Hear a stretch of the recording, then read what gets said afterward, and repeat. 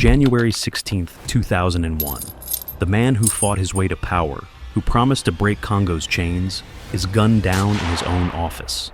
The assassin? A bodyguard. Or so the official story goes. But assassinations are never just about the man who pulls the trigger. They're about the forces lurking in the shadows, the ones who stand to gain the most. Laurent-Desiré Kabila's story isn't just about one man's rise and fall. It's about a nation too wealthy to be left alone. A country whose fate has been decided not just in Kinshasa, but in boardrooms, embassies, and military war rooms across the world. This is the story of power, betrayal, and a revolution that never got the chance to finish.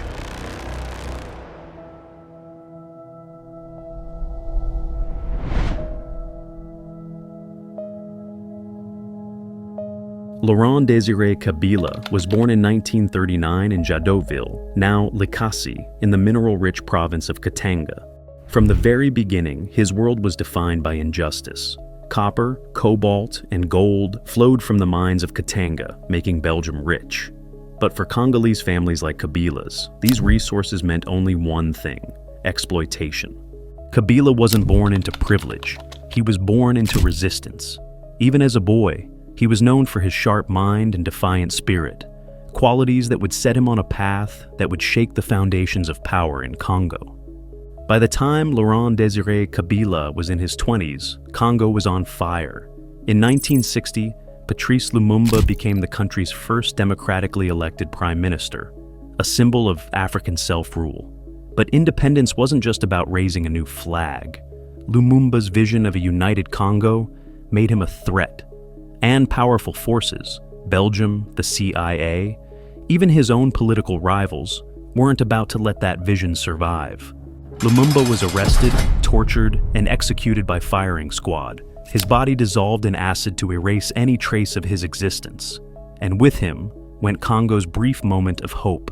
The country spirals into chaos, and out of that chaos rises Mobutu Sese Seko, a man backed by the West, ruling with an iron fist. The revolution had failed, or so it seemed. For Kabila, this wasn't just politics, it was personal. If independence couldn't be won through democracy, then it would have to be fought for in the jungles, with guns in hand. Kabila wasn't one to wait. He joined the Simba Rebellion, a Marxist uprising fueled by Lumumba's legacy. They didn't just want to overthrow Mobutu, they wanted a socialist Congo, one where foreign corporations and puppet leaders had no place. But revolutions aren't won on ideology alone. The Simbas controlled land, but not strategy. Mobutu's forces, armed and funded by the US and Belgium, hit back hard. One by one, rebel strongholds fell. And just like that, another dream of revolution crumbled. And then, Che Guevara enters the picture. Fresh from Cuba, the revolutionary icon saw Congo as the next battlefield for global socialism. In 1965, he came to train Kabila's rebels, believing their struggle could ignite a movement that would sweep across Africa. Kabila had the passion, the charisma, the fire, but to Che, he was unprepared, disorganized, too distracted by village politics. The great revolutionary was unimpressed. 7 months, that's how long their alliance lasted. 7 months before Che gave up and fled back to Cuba. And soon after, the Simba Rebellion collapsed too. Most men would have given up, but Kabila wasn't most men. He had learned two things. First, guns alone don't win revolutions. You need the people. And second, timing is everything. For decades, he became a ghost, a rumor, hidden deep in the forests, training fighters, building alliances, waiting, until finally, the right moment arrived. This wasn't just a rebellion anymore. It was a war, and the man who had once been dismissed by Che Guevara, he was about to do what no one thought possible: bring down Africa's longest-serving dictator. But power is a dangerous thing, and in Congo, victory never lasts forever.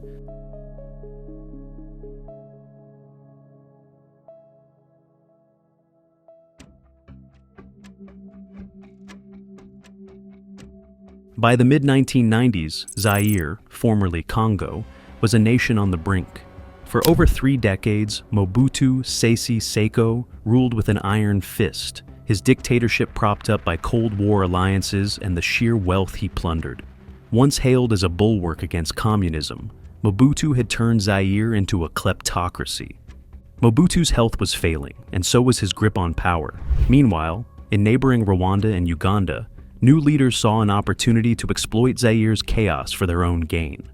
In 1994, Rwanda was shattered by genocide. Over 800,000 Tutsis and moderate Hutus were massacred in just 100 days. When the killing ended, the victorious Rwandan Patriotic Front, led by Paul Kagame, faced a new challenge. Over 1 million Hutu refugees had fled into Zaire, including the perpetrators of the genocide. These camps became breeding grounds for instability. The Rwandan government accused Mobutu of harboring genocide heirs, those responsible for the genocide. But Rwanda's motives weren't purely defensive. The mineral wealth of eastern Zaire was too tempting to ignore. With Uganda's Yoweri Museveni as an ally, Kagame set his sights on Zaire, but they needed a Congolese figurehead to legitimize their invasion. Enter Laurent-Desiré Kabila.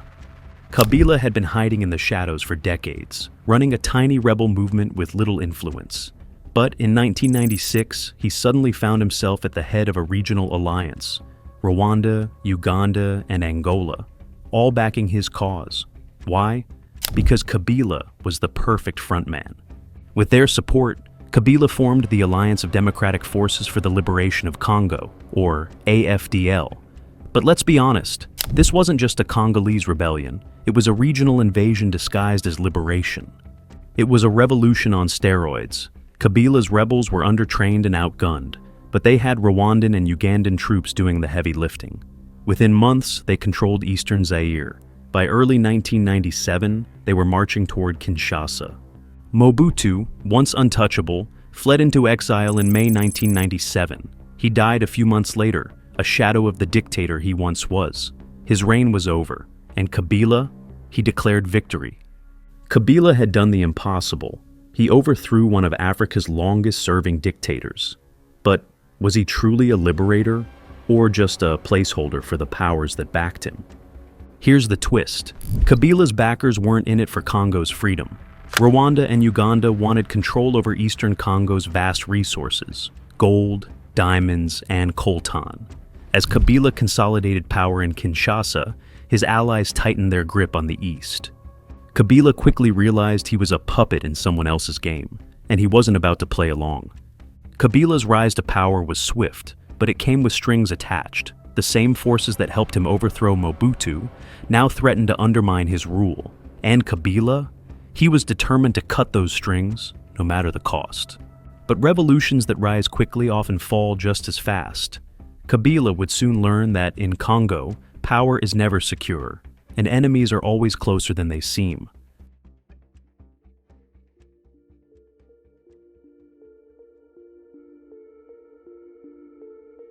Laurent-Desiré Kabila had marched into Kinshasa as a liberator. Mobutu was gone, and for the first time in over 30 years, the Congolese people had a new ruler. But was this truly a revolution, or just a change in management? Kabila wasted no time asserting his authority.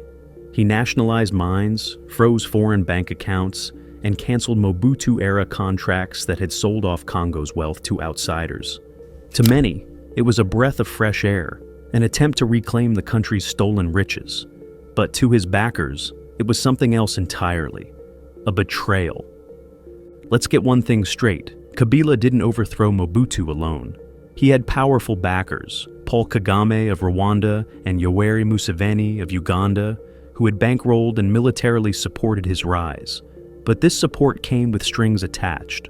Rwanda and Uganda expected access to Congo's vast mineral wealth, strategic influence, and a say in its leadership. Eastern Congo wasn't just rich, it was one of the most resource-rich regions in the world.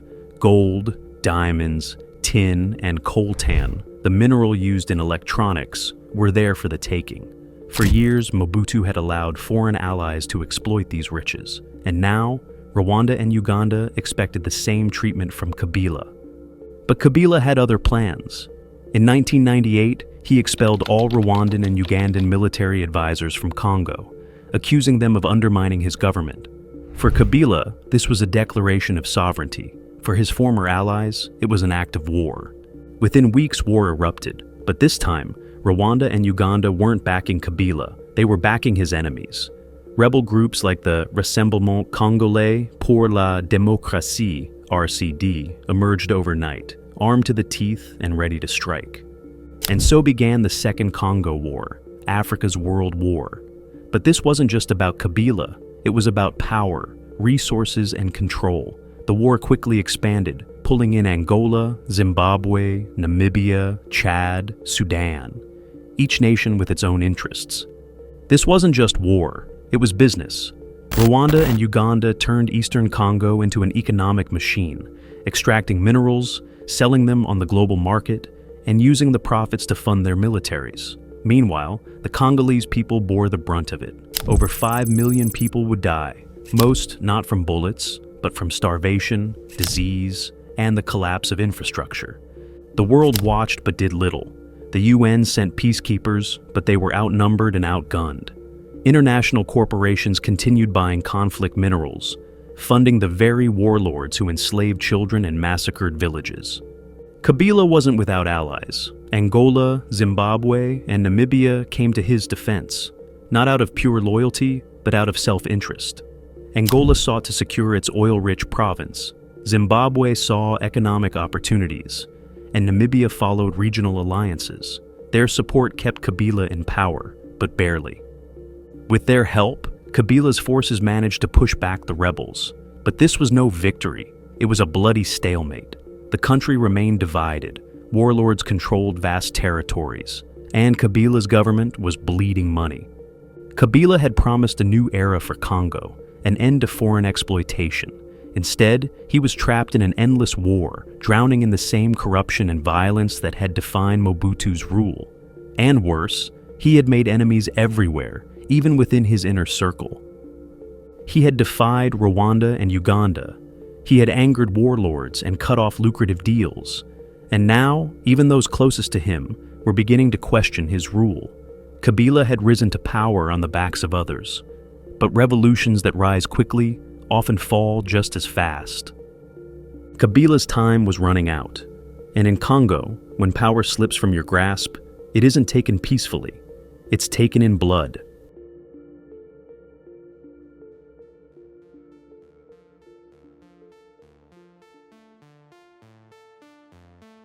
January 16th, 2001. The world wakes up to shocking news. Laurent-Desiré Kabila, the president of the Democratic Republic of Congo, is dead. The official story is simple, almost too simple. According to the government, Kabila's own bodyguard, Rashidi Kasareka, entered his office and shot him in the back. Kabila died almost instantly. Moments later, Kasareka was killed by palace security. Case closed, right? Not so fast. In Congo, nothing is ever that simple. Kabila's assassination wasn't just an act of betrayal. It was the climax of a tangled web of conspiracies, rivalries, and hidden agendas. Kabila's presidency was a war zone, literally and politically. He had expelled Rwandan forces, alienated Uganda, and made powerful enemies abroad. His decision to nationalize Congo's vast mineral wealth was a direct threat to multinational corporations that had profited from the country's instability for decades. Kabila had declared war, not just on the battlefield, but on the global system that had kept Congo in a stranglehold. And that kind of defiance rarely goes unpunished. But foreign powers weren't the only ones eager to see him gone. Even within his own government, patience was wearing thin. To his generals, Kabila was erratic, paranoid, and increasingly dictatorial. He dismissed allies at will, accused loyalists of treason, and refused to share power. The cracks in his rule were becoming too deep to ignore. So, who really killed Laurent-Desiré Kabila? Let's break down the theories. If you had to bet on suspects, Rwanda and Uganda would be at the top of the list. Kabila had burned his bridges with both nations, expelling their forces and accusing them of pillaging Congo's resources. With him gone, they could regain control, directly or through a more compliant leader. Intelligence reports from the time suggest that Rwandan and Ugandan-backed rebel groups were already planning to retake parts of Congo. Kabila's death, that would only speed things up. Kabila's decision to nationalize Congo's mining industry didn't just make him a nationalist, it made him a target. For decades, foreign corporations had operated with near total freedom, extracting gold, diamonds, cobalt, and coltan. Kabila's policies threatened billions in profits. Some believe these corporations, perhaps with help from intelligence agencies, helped orchestrate Kabila's removal to keep their operations running smoothly. After all, if history has taught us anything, it's that leaders who stand in the way of big business rarely survive for long. And then there's the theory that hits closest to home. Kabila was betrayed from within. His growing paranoia had alienated even his most trusted allies. Military officers and political elites saw his erratic rule as a threat to their own power. Kasereka may have pulled the trigger, but was he a lone gunman, or was he just a pawn in a larger game? Kabila's death sent shockwaves through Congo, but power doesn't leave a vacuum for long. Just 10 days later, his 29-year-old son, Joseph Kabila, was sworn in as president, a swift transition, too swift for some. To this day, no one truly knows who ordered Laurent-Desiré Kabila's assassination. Was it foreign interference, a corporate hit, a military coup, or was it all of the above? And if Kabila was killed for trying to reclaim Congo's wealth, what does that say about the future of those who try next? Laurent-Desiré Kabila was dead, but the truth? That was still missing. Official statements were vague, contradictory. The government claimed Rachidi Kasereka acted alone, but if that were true, why the secrecy? Why the sudden purges of military officers? Why did key witnesses disappear? With Kabila gone, one question loomed: who benefited the most? The power vacuum left by Kabila's death played out like a well-rehearsed script. Rwanda and Uganda reasserted their influence in eastern Congo. Western corporations secured lucrative mining contracts. And Congo? It spiraled further into chaos. Then came Joseph Kabila, just 29 years old, soft-spoken, mysterious. He promised stability but delivered more of the same. Corruption, foreign influence, and internal divisions continued to define Congo's fate. Whatever vision his father had for a sovereign Congo, it died with him.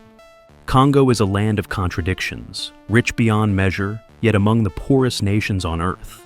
A country whose wealth fuels global industries, yet whose people remain trapped in poverty. Laurent-Desiré. Kabila's rise and fall mirror the fate of his country, a land constantly betrayed by its own riches. It's the same story, over and over, from King Leopold II's rubber empire to Mobutu's kleptocracy to today's rush for cobalt and coltan. Congo's wealth has always flowed outward, rarely benefiting those who actually live atop it. Kabila's dream was simple: break the cycle, nationalize Congo's resources, take control of its future. But in Congo, dreams like that come with enemies. For a brief moment, hope flickered. Congo seemed poised to reclaim its destiny. But Kabila's presidency was swallowed by war, betrayal, and international pressure. The forces that had propped him up in 1997 turned against him just as quickly. He dared to challenge the status quo, and for that, he paid the ultimate price. Congo has a pattern, a brutal one. Leaders who challenge foreign control don't survive. Lumumba, Kabila, each one silenced, each one replaced with something safer, more convenient. But Congo's struggle isn't just against outsiders. Corruption, internal power struggles, and decades of colonial scars have left the country divided. Even in death, Kabila's dream remains unfinished. Today, Congo is at another crossroads. It holds the key to the future, the cobalt powering electric cars and smartphones. The world needs Congo's resources more than ever. But will its people finally benefit? Or will history repeat itself? If you want to dive deeper into more untold stories of power, betrayal, and revolution, hit subscribe. Trust me, this is just the beginning.